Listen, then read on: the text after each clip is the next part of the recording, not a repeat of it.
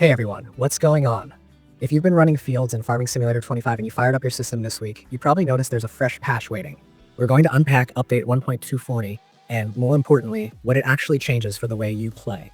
No buzzwords, no fluff, just real gameplay impact, plenty of examples, and a pile of practical tips you can use the minute you get back into your save. First, a super quick note on naming, because I know some folks get confused across platforms. You might see a long build number on console or a slightly different build label on PC, but we're all on the same patch here. From now on, I'll just call it the update, so we keep the number out of the way and focus on what matters, what's fixed, and how you can make the most of it on your farm. Let's start with something that'll make a ton of you breathe a sigh of relief. AI helpers and headlands with mismatched mower widths. If you were running, say, a front mower that was a different width from your rear unit, or a butterfly combo that didn't perfectly line up in certain configurations, helpers could leave those awkward headland strips that force you to come back and tidy up by hand. With the update, helpers handle those edge cases far more gracefully. The practical takeaway is simple.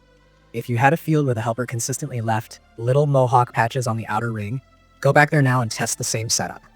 Start the helper from the same corner you used before, and watch the overlap logic. You should see cleaner passes and fewer stragglers. Bonus tip, if you still notice small misses on odd-shaped fields, try toggling one extra headland pass in your settings before you hand the job back to the helper. In my experience, one more loop can make swaths line up beautifully, especially on irregular field borders. Next up, transmissions. This is a deceptively big one. A lot of players who like a more hands-on driving model were reporting quirks when using manual gear changes on vehicles that also had automatic logic available. You could hit situations where the gearbox behaved strangely after a manual input, particularly on machines with more than 8 gears, or it might drop into an unintended neutral when using group shifts. With the update, those snags have been ironed out. If you're the type who enjoys rowing through gears while hauling a heavy trailer up a grade or working a steep hillside, you should feel the driveline acting more predictably. Try this test on your own farm. Take a tractor with a big multi-range box, hook up a full-grain trailer, approach a climb, and work through the ranges. The upshifts should be smoother, and the gearbox shouldn't throw unexpected neutrals when you switch ranges. If you use a wheel and shifter, this feels especially nice. You'll get that steady pull without the surprise drop in torque at the worst possible moment. Let's talk fences and gates in multiplayer, because that one caused more arguments in voice comms than any handling tweak ever could. Before this patch, some clients couldn't sell fences, or they'd see gates that looked half open and half closed depending on who was hosting and who was connecting. It wasn't just annoying, it messed with farm layout planning, animal paths, and even traffic flows around your production yards. The update cleans that up so everyone sees the same state and, importantly, clients can sell fencing as expected. If you run a dedicated server, hop in with a friend who plays remotely and try a quick build and sell test. Place a fence section, open and close the gate together, then sell it from the client side. If the other person sees exactly what you see, you're good to go. This makes co-op building sessions much smoother, especially when you're reorganizing pens or opening space for bigger machinery. Rice growers, you're going to appreciate this one. The missing cursor when creating rice fields is fixed. That little bug made an already specialized workflow feel way harder than it needed to be. If you abandoned rice because wrestling with the field creation cursor broke the vibe, give it another chance. Start with a manageable area near water, plan your leveling, and mark out the field boundaries. The cursor should be there reliably, which makes layout and iteration a lot less frustrating. While you're at it, try testing different headland sizes around rice plots, since helpers are behaving better. It can keep your turns clean without chewing into your paddy layout. Animal husbandry folks will like this as well. Straw usage calculations got corrected. Under the hood, the update fixes inconsistencies that some made straw bedding consumption look off, especially during time acceleration or when multiple pens were changing state across a midnight tick. What this means in practice. Your straw bales will last the amount you expect based on pen size and time. If you're the type who builds a bedding schedule, like rolling a bale every few in-game days, check your stock again after a few nights. You'll find the numbers align better with what you'd calculate by hand, and your planning spreadsheet, if you keep one, will suddenly feel accurate again. If you don't track it that closely, the short version is you'll see fewer "why did that vanish so fast" moments. Graphics tweaks bring some welcome clarity around anti-aliasing and frame generation. The update properly ties DLAA to the frame generation option, so if you're on hardware that supports it, the menu logic makes more sense now. The key here is how you balance image quality with responsiveness. DLAA cleans up edges nicely, but when you add frame generation on top, you want to pay attention to the sensation of control latency. My recommendation, head to a busy yard at dusk when the shadows are long.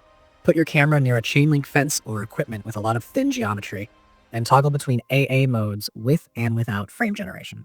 Pan the camera quickly, hop into a tractor, and jog around the yard. You're looking for that sweet spot where shimmering is minimal, but the controls still feel snappy.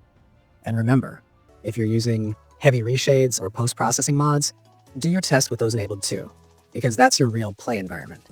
On the visuals front, there's also a small but nice polish pass.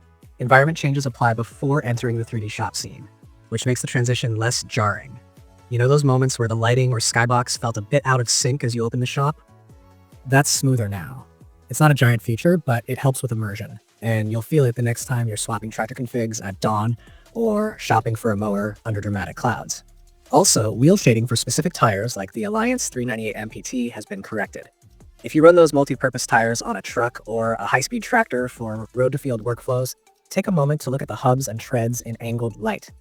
The shading looks more consistent, which is one of those small details you stop noticing only because it finally looks right. Modders, you've got a new toy in the material toolkit. An additional carbon pattern material has been added. It's a subtle upgrade for those of you who love giving custom gear a premium finish. Think shrouds, trim pieces, or panel accents on modern equipment. If you're building a branded pack or refining a favorite tractor's interior trim, try the new pattern alongside your existing normal maps to get that woven look without going overboard. While you're testing, remember to keep your gloss and roughness channels in check so it doesn't look plasticky in flat light. There's also a technical fix around GDM conversion with an increased number of channels. If that line caused you pain, you already know exactly why it's important. For everyone else, here's the quick explanation. Terrain and foliage data rely on channel-packed images, and when you exceed certain counts, conversions can go sideways. The update stabilizes that, which is huge for creators pushing complex maps with lots of crop variety, paint layers, or custom masks. If you're a player and not a modder, you still benefit because your favorite ambitious maps are less likely to throw errors or visual oddities after updates. Performance, stability, and localization polish all get a pass here too. That usually translates to fewer micro stutters, better memory behavior when swapping between large vehicles in quick succession, and cleaner strings for non-English locales. One heads up, after installing the update, your first launch might feel a bit stuttery while shaders recompile. That's normal. If you've layered in graphics mods, large texture packs, or you've got an especially dense save, give it one good launch to build caches, then restart the game for the smoothest experience. If you're still seeing hitching after that, try verifying game files, clear your shader cache once, and make sure your GPU driver didn't sneak in a conflicting override. Console players, a full reboot can also help after the patch applies, especially if you suspend and resume a lot between sessions. Let's talk practical testing so you can confirm this patch is delivering for you. Make a mini checklist. Load the save that used to give you trouble, go to the exact field that showed helper misses, and run the same MOA combo and starting direction. Note the final pass quality. Then jump into your go-to manual shifting tractor, hook a heavy trailer, and climb your problem hill, deliberately switching ranges where you had issues before. If it stays engaged and pulls cleanly, that's a win.